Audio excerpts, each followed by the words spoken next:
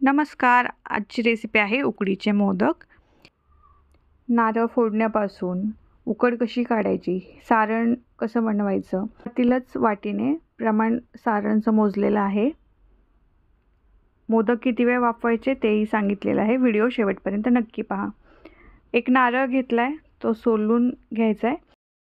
नारळाला एखाद्या जड वस्तूने सर्व बाजूनी असं ठोकत राहायचं आणि नारळ फोडून घ्यायचा आहे. नारळातील पाणी एका ग्लासमध्ये काढून घेतलंय. सगळं पाणी काढून झाल्यानंतर नारळाचे 2 भाग केले ते.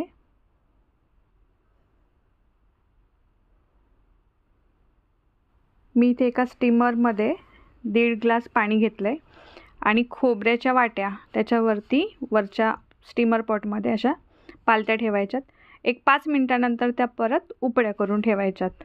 मध्ये एकदा मी वाट्या सरळ करून ठेवल्या होत्या.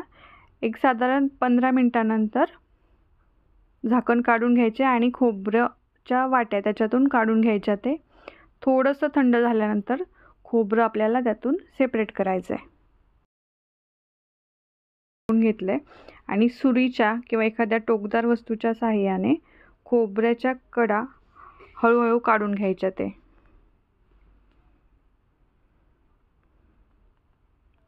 हे पहा, मी ते स्पॅच्युलाचा यूज केला आहे आणि हळूहळू कडा थोड्या थोड्या करत कवटीपासून वेगळ्या करते.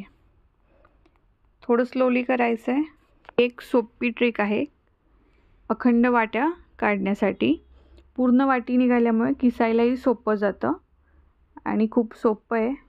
एकदा नक्की ट्राय करा.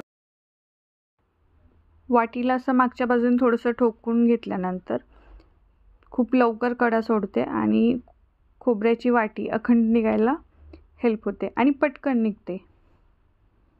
हे पहा, खूप पटपट होत आहे. अशा छोट्या छोट्या ट्रिक्स वापरून आपलं काम थोडंसं हलकं करूयात, म्हणजे आपलं काम पटपट आवरेल. हे पहा, किती इझिली वाटी खोबऱ्याच्या कवटीपासून वेगळी झाली आहे. आता हे खोबरं स्वच्छ एका कापडाने पुसून घ्यायचे, सुक्कं करून घ्यायचे. सगळं कचरा असेल तोही काढून टाकायचा आहे.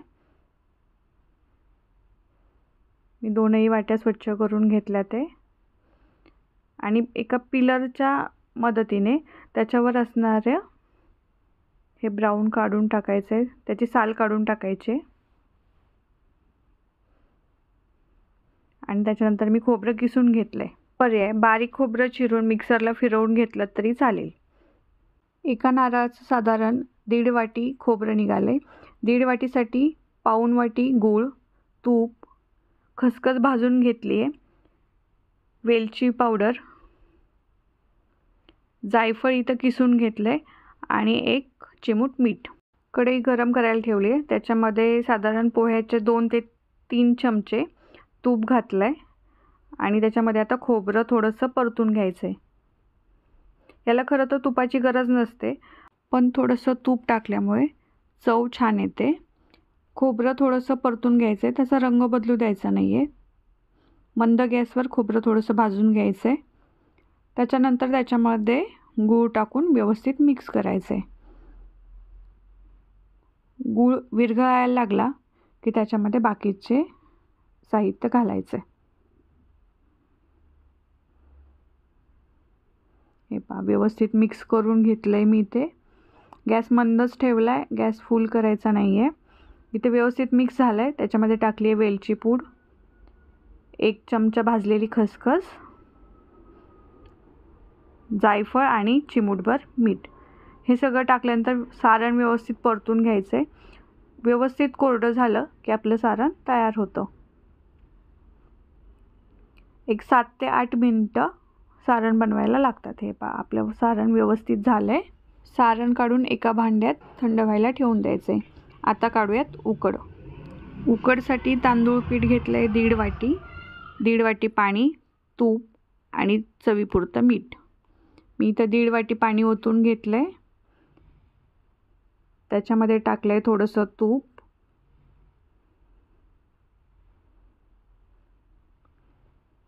आणि चवीपुरतं मीठ. तूप घातल्यामुळे आपली उकड खूप मऊसूत होते, सॉफ्ट राहतात आणि मोदक फाटत नाहीत किंवा चिरत नाहीत. चवीपुरतं मीठ घालून घेतलं आहे आणि याला चांगली एक उकळी येऊ द्यायची आहे. इथे पाण्याला चांगली उकळी आली आहे. त्याच्यामध्ये आता पीठ घालून घ्यायचं आहे. 1.5 वाटी पाणी ठेवलं तर 1.5 वाटी पीठ. इथे मी पीठ घालून घेतलं आहे. आता हे चांगलं व्यवस्थित मिक्स करून घ्यायचं आहे. गुठळ्या होऊ द्यायच्या नाही आहेत किंवा झाल्या तर त्या मोडून घ्यायच्या. ते उकड व्यवस्थित मिक्स करून घ्यायचे.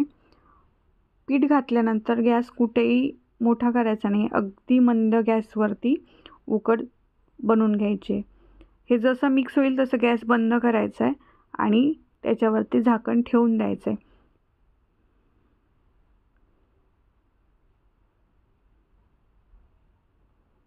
हे पहा, उकड आपली व्यवस्थित झाली आहे.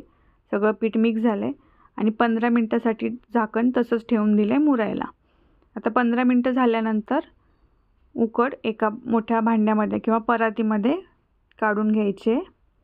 थोडीशी गरम असते त्याच्यामुळं व्यवस्थित लक्षपूर्वक करायचं आहे.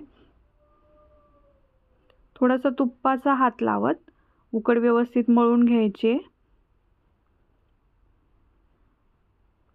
जेवढी उकड आपली व्यवस्थित मळून होईल तेवढेच मोदक छान होतील आणि मोदक फाटणार नाहीत किंवा चिरणार नाही. उकड आपली व्यवस्थित झाली हे कसं ओळखायचं तर असा व्यवस्थित गोळा बनवून घ्यायचा आहे. गोळाही पटकन होतो आणि अशी पारी बनवून पाहिजे. जर पारी कुठेही चिरली नाही तर समजायचं आपली उकड व्यवस्थित आहे. मी ते मोदक करणार आहे साच्यामध्ये. साच्याच्या 3ही पाकळ्यांना व्यवस्थित तूप लावून घेतलं आहे. एक पिठाची गोळी बनवली आहे, त्याच्यामध्ये टाकली आहे आणि असं हळूहळू करत तुपाचं बोट लावलं आहे आणि सगळ्या बाजूंनी उकड अशी दाबून घ्यायची. दाबत असताना आपल्याला अंदाज येतो कुठे कमी जास्त पीठ करायचं आहे आणि एक्स्ट्रा जे आहे ते पीठ बाहेर काढून घ्यायचं आहे. असं हळूहळू करत सगळ्या बाजूंनी आपली पीठ लावून घ्यायचं आहे. हे पहा, व्यवस्थित करून घ्यायचे. सावकाश करायचं आहे, व्यवस्थित करायचं आहे. आणि आता याच्यामध्ये सारण भरून घ्यायचं आहे. थोडं थोडं करत सारण भरायचं आहे. हे पहा, थोडंसं घेतलं आहे, त्याची व्यवस्थित छोटी छोटी अशी गोळी केली आहे आणि सारण त्याच्यामध्ये भरलं आहे. सारण हे दाबून दाबून भरायचं आहे म्हणजे मोदक खायलासुद्धा नंतर छान लागतात. आणि जे एक्स्ट्रा पीठ बाहेर आलं होतं ते काढून न टाकता तसंच नंतर खालच्या बाजूने ते व्यवस्थित लावून घ्यायचं आहे. हे झाल्यानंतर थोडंसं अशी बोटं फिरून घ्यायची किंवा हाताचा तळवा फिरवायचा आहे जेणेकरून खालची बाजू व्यवस्थित होईल, प्लेन दिसेल. आता मोदक काढून पाहूयात कसा दिसतोय. हे पहा, आपला मोदक परफेक्ट त्याच्यामध्ये तयार झाला आहे. कुठेही चिरलेला नाही आहे किंवा कुठेही कमी जास्त पीठ झालेलं नाही आहे आणि कळ्याही खूप छान दिसतात. हे पहा, परत एकदा करून दाखवते. पिठाची गोळी टाकल्यानंतर व्यवस्थित ती सगळ्या बाजूंनी लावून घ्यायची आणि लावत असताना एक अंदाज येतो कुठे कमी जास्त होतं आहे आणि व्यवस्थित सारण भरून घ्यायचे. सारण थोडं दाबून दाबूनच भरायचे. समजा नाही आली पिठी बाहेर तर थोडीशी एक्स्ट्राचं पीठ घ्यायचे आणि वरनं लावून टाकायचे. हे पहा, मस्त मोदक तयार झाले.